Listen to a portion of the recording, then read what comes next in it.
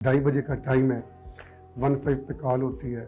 मज़ाहमत पर एक शख्स जो साबिक आर्मी पर्सन है उसका कत्ल हो जाता है। मेरी पोस्टिंग के दौरान इस तरह के वाक़यात बहुत कम हुए हैं और वो इंतहाई काबिल और मंजा हुआ आर्मी ऑफिसर था। जब उसका कत्ल होता है तो तमाम कानून हरकत में आता है। तो हमें ये टास्क दिया जाता है कि ये कत्ल हमें हर सूरत चाहिए।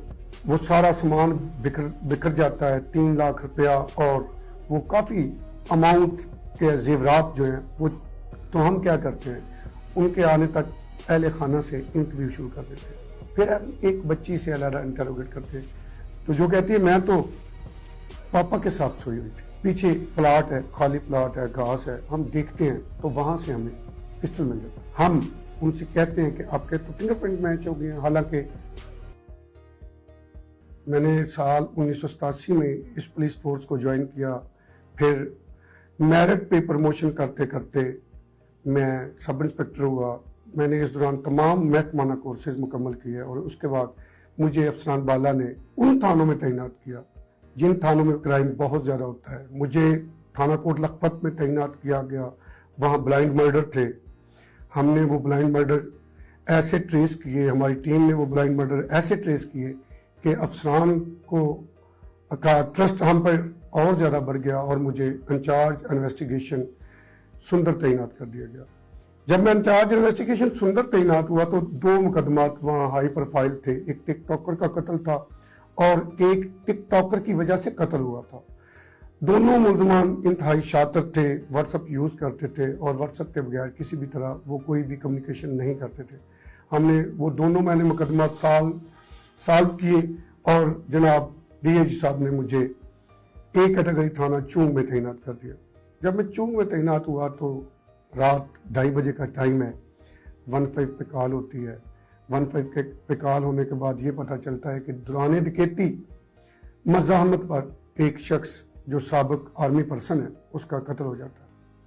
मैं ये वाक़या आपके साथ शेयर करना चाहूँगा क्योंकि मेरी पोस्टिंग के दौरान इस तरह के वाक़यात बहुत कम हुए हैं कि एक जो बेल्ट फोर्सेस का बंदा है वो अपने घर में मौजूद है, उसके पास लाइसेंसी वेपन भी है और वो इंतहाई काबिल और मंजा हुआ आर्मी ऑफिसर था। जब उसका कत्ल होता है तो तमाम कानून हरकत में आता है। मैं, मेरी टीम, जनाब डीएसपी साहब तारिक इलियास कियानी साहब, जनाब एसपी साहब ईसा खान सुखेरा साहब मौका पर पहुंचते हैं।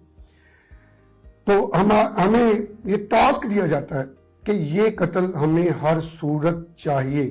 मैं गुलाम Murtaza ASA, Mohammad Rafi sub inspector, हम मौका पर मौजूद होते हैं। अफसरान मौका का विज़िट करते हैं, हमें हदायत फरमाते हैं, तो हम उनकी हदायत के ऊपर काम शुरू करते हैं। स्टोरी क्या है?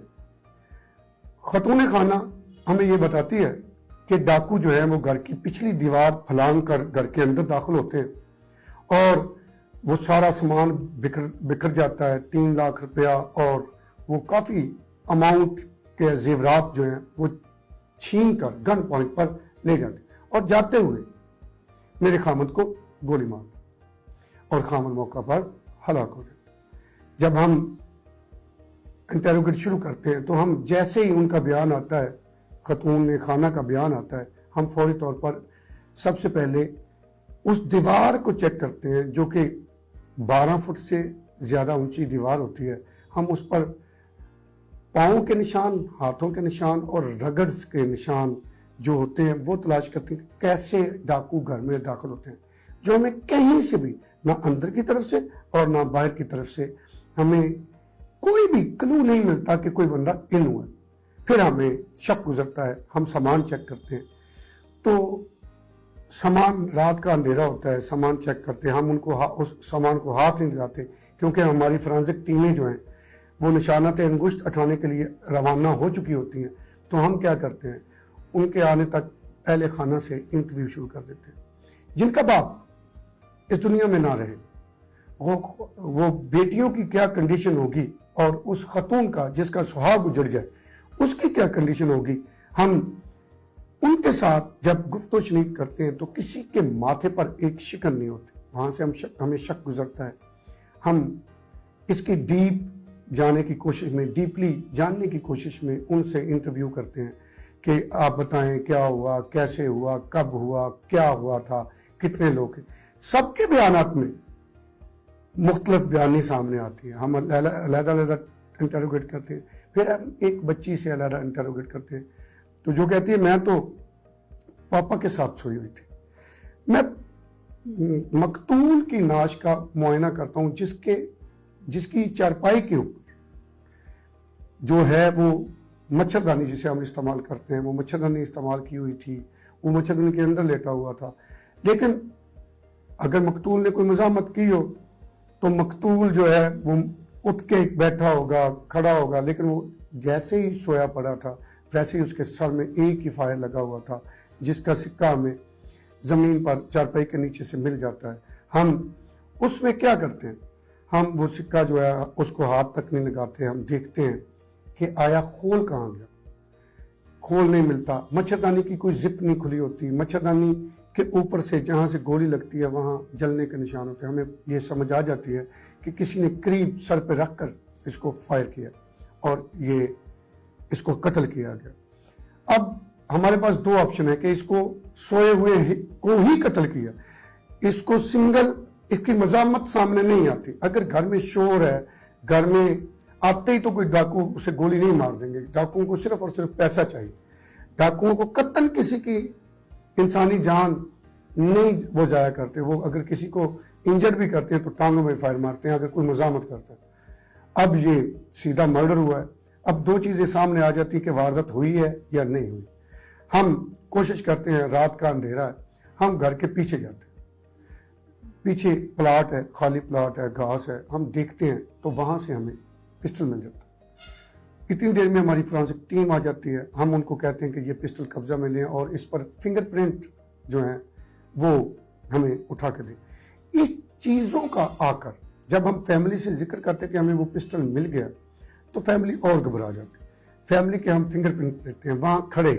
ہم جب فنگر پرنٹ لیتے ہیں تو تھوڑی دیر بعد ہم ان سے کہتے ہیں کہ آپ کے تو فنگر پرنٹ میچ ہو گئے ہیں. حالانکہ وہ فنگر پرنٹ میچ ہونے میں ٹائم لگتا ہے. ہم کوشش کرتے ہیں کہ ان کو ذہنی طور پر تھوڑا سا ان کے ذہن منتشر کریں. جب ذہن منتشر ہوتا ہے تو پتہ یہ چلتا ہے. خاتون سے تھوڑا سا ہم وہاں ہیں، موقع پر انٹیروگیٹو رویہ اپناتے ہیں، ان کے ساتھ سوالات جوابات کرتے ہیں تو پتہ چلتا ہے کہ اس خاتون کو اس آرمی پرسن نے خود، کیونکہ وہ نوکری پہ چلا جاتا تھا، اپنی بیوی کو اس نے اپنا لائسنسی پسٹل دیا ہوا تھا کہ اپنی حفاظت خود اختیاری، اپنی بیٹیوں کی عزتوں کی حفاظت کرنا، اپنے بچوں کی حفاظت کرنے کے لیے اس نے اس کو پسٹل چلانا سکھایا ہوا تھا. اور اسی پسٹل کے ساتھ وہ خاتون اپنے ہی خامند کا مرڈر کر دیتی اور اس کو ڈکیتی کا رنگ دے کے اپنے آپ کو بچانے کی کوشش کرتی ہے، جو اس میں ناکام اس وجہ سے رہتی ہے کہ ہماری مہارت، ہماری تکنیکس، ہمارا انٹیروگیشن کا رویہ اور ہمارا وہ اسپیشلائزیشن جو ہمیں محکمے نے سکھائی ہے وہ اس میں کارآمد ثابت ہوتی ہے. اب وجہ موت کیا ہے؟